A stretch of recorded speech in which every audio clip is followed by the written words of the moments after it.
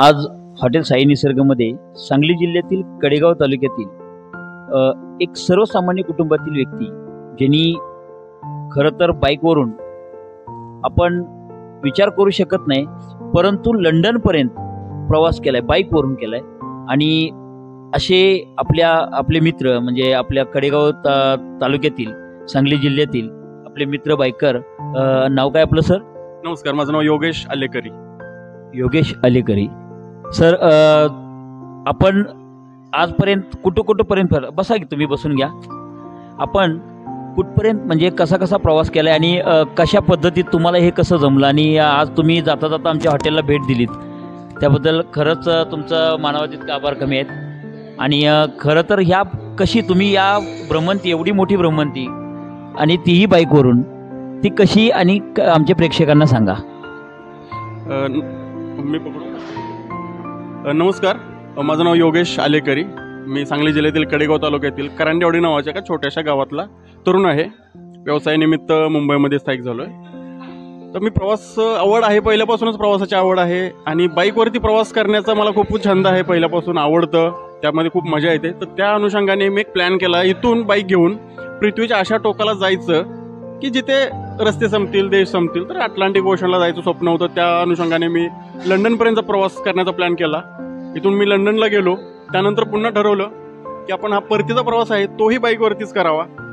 या संपूर्ण प्रवासामध्ये मी 27 देशांची भ्रमंती केली. त्यासाठी मला 136 दिवस लागले. 29,000 किलोमीटरचा प्रवास या बाईकवरून मी केला. या प्रवासामध्ये मी एकटाच होतो. यामध्ये प्रवासामध्ये बऱ्याच अडचणी आल्या आणि या सगळ्या अडचणी पार करत असताना आपली लहानपणापासूनची जडणघडण आहे, जी माझ्या सांगली जिल्ह्यात झाली असेल, आपलं कृष्णेचं पाणी असेल, तर यामुळं मला जी काही जडणघडण झाली त्यातून जे शिकायला मिळालं, हे सगळं नॉलेज मला या प्रवासात वापरता आलं. जसं की एखाद्या परिस्थितीत तोंड कसं देणे, डॉक्युमेंट आहे ते कसं करणे, काही गोष्टीचा जुगाड करावा लागतो तो कसं करणे, वातावरण असेल, अन्न बदलतं, पाणी बदलतं. तर हे लहानपणापासून या भागामध्ये, या कृष्णा, कोयना, वारणा या नद्याच्या तीरावरती जो काही संघर्षमय जीवन आहे सगळ्यांचं, शेतकऱ्यांचं, त्या संघर्षमय जीवनातून मला जे शिकायला मिळालं त्यामुळे मी हा प्रवास करू शकलो. पॅरिसला गेलो, आयफेल टॉवर पाहिला, लंडन ब्रिज पाहिला, दुबईला गेलो, बुर्ज खलिफा पाहिला, Iran, Turkey, Balkan countries, Athens, ग्रीसमध्ये इतर ज्या ठिकाणी ग्रीसमधील ज्या साईट आहेत, जे हिस्टॉरिकल आहेत, ग्रीक संस्कृती आहेत, ती पाहिली मी. जॉर्जिया, अर्मेनिया, अझरबैजान हे देश पाहिले. स्वित्झर्लंड, इटली या देशातून बाईकवरून प्रवास केला. जर्मनीसारख्या प्रगत देशामधील रस्त्यावरून मी बाईकचा प्रवास केला, जिथं रस्त्यावरती स्पीडचं लिमिट नाही आहे, या ठिकाणावरून मी बाईकचा प्रवास केला.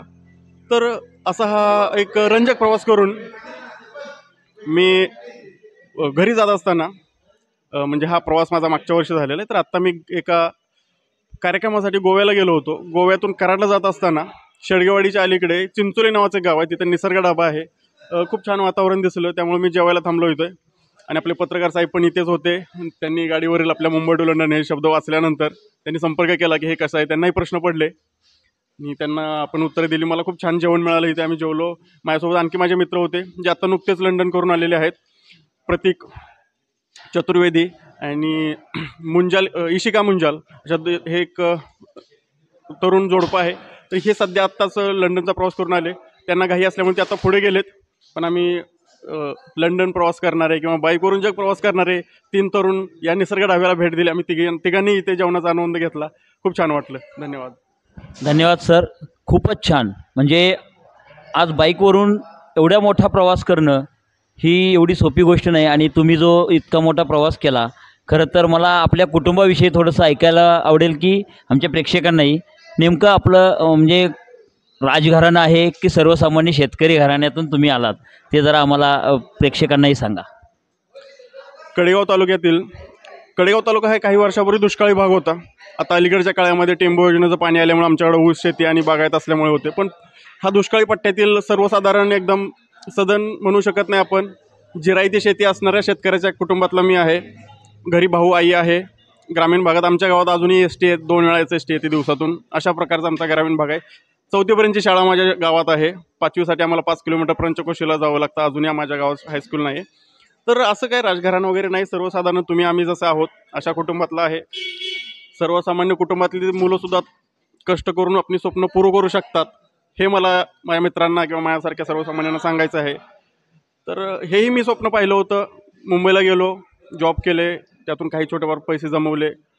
सर्वात पहिल्यांदा आता सर्व महत्त्वाचा प्रश्न आहे की बॅकग्राऊंड काय आहे, यासाठी खर्च कुठून केला किंवा मला जबाबदारी नसेल, असे काही प्रश्न पडले असतील की काय पैसे असतील फिरायला गेला वगैरे. असं काही नाही आहे.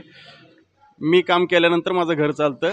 पूर्ण घराची पहिले व्यवस्था लावणे, उत्पन्नाचे सोर्सेस करणे, आईवडिलांना जे हवं ते देणे, भावाला ते आपलं, त्याच्यानंतर उरलेल्या पैशामध्ये भटकंती करणे, हे सर्वांनीच करावं.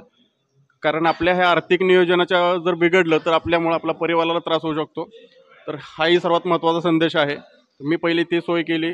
घरात कोणालाही माझ्या या आर्थिक उलाढालीमुळं त्रास होणार नाही ही काळजी घेऊन स्वकमाईतून कष्टाने दिवसरात्र मेहनत करून काही पैसे जमा केले होते, त्यातून हा प्रवास घडलेला आहे. धन्यवाद सर. खूप मोठं तुम्ही सजेशन आत्ता नवीन पिढीला दिलेलं आहे. खरं तर असं म्हणजे काही ठराविक लोकांना शॉक असेल, म्हणजे काय आवड असतील तरच या गोष्टी होतात आणि तुमच्या आवडीला खरोखर दाद दिली पाहिजे. आमच्या हॉटेल साई निसर्गतर्फे आम्ही तुमचं परत एकदा अभिनंदन करतो आणि खूप खूप तुम्हाला अजून तुम्हाला खूप देश फिरता यावेत यासाठी शुभेच्छा देतो. धन्यवाद sir. Warna express news Shirala. धन्यवाद.